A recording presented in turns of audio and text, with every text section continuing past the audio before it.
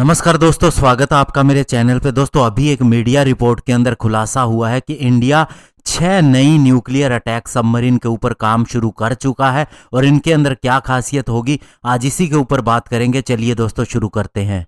तो दोस्तों, India today magazine के अंदर यह खुलासा हुआ है कि इंडियन नेवी ने 6 न्यूक्लियर अटैक क्लास की सबमरीन के कंस्ट्रक्शन का काम भी शुरू कर दिया है। और सबसे बड़ी खासियत यह होगी कि इन सबमरीन के अंदर एक रेवोल्यूशनरी नई एज का पंप जेट प्रोपल्शन सिस्टम भी दिया जाएगा और साथ ही एक नया न्यूक्लियर पावर्ड 150 मेगावाट का प्रेशराइज्ड वाटर रिएक्टर सिस्टम भी होगा। और जहां तक दोस्तों इसके वेपन सिस्टम की बात है तो इसके अंदर 1500 किलोमीटर रेंज वाली BrahMos 2 submarine launched cruise missile होंगी और साथ ही 8 533 mm की टोरपीडो ट्यूब भी होंगी। और इसके अलावा वर्टिकल लॉन्च सिस्टम जो इसके अंदर लगा होगा उससे 2500 किलोमीटर रेंज वाली सबमरीन लॉन्च्ड क्रूज मिसाइल को छोड़ने की भी क्षमता होगी।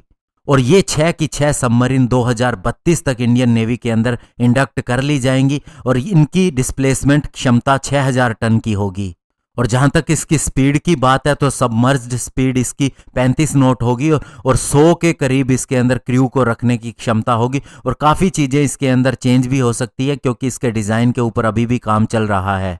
और दोस्तों, इंडियन नेवी पास्ट के अंदर भी ये कह चुकी है कि उसे पंप जेट प्रोपल्शन सिस्टम चाहिए होगा फ्यूचर की सबमरीन की फ्लीट के लिए। और साथ ही दोस्तों, ये जो पंप जेट सिस्टम होता है ये प्रोपल्शन सिस्टम के लिए ही होता है और न्यूक्लियर अटैक सबमरीन के अंदर प्रेफर किया जाता है इलेक्ट्रिक डीजल सबमरीन की तुलना में, क्योंकि दोस्तों न्यूक्लियर अटैक सबमरीन के अंदर पावर की कोई कमी नहीं होती और इसीलिए इन्हें ऑपरेट करना भी आसान होता है। और दोस्तों, फ्रांस के अगर नेवल ग्रुप की बात करें तो ये इन पंप जेट प्रोपल्शन सिस्टम के अंदर मार्केट लीडर है। और इसका कारण यह है कि ये फ्रांस की ही बैराकूडा क्लास की न्यूक्लियर अटैक सबमरीन और Triumph class ballistic missile submarine के अंदर इसी तरह के प्रोपल्शन सिस्टम के ऊपर काम कर चुके हैं। और फ्रांस हमें ऑलरेडी अपनी नॉन न्यूक्लियर टेक्नोलॉजी ऑफर कर चुका है, तो इसमें कोई दो राय नहीं हो सकती कि आने वाले समय में फ्रांस से ही मदद ली जाए और इन सिस्टम्स को टेक्नोलॉजी ट्रांसफर करके इंडिया के अंदर ही लाइसेंस बिल्ट किया जाए। और इवन दोस्तों, इंडिया अपनी S5 क्लास की बैलिस्टिक मिसाइल सबमरीन प्रोग्राम के अंदर भी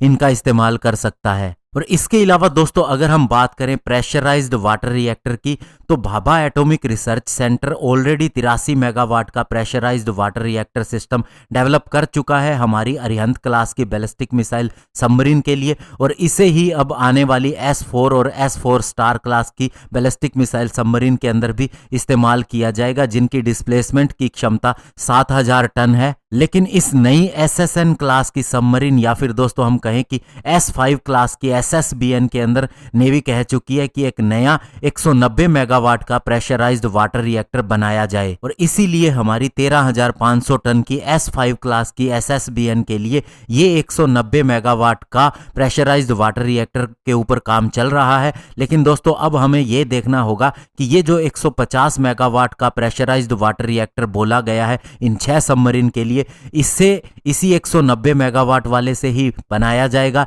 या फिर ये किसी एरर के तहत रिपोर्ट के अंदर पब्लिश हो गया।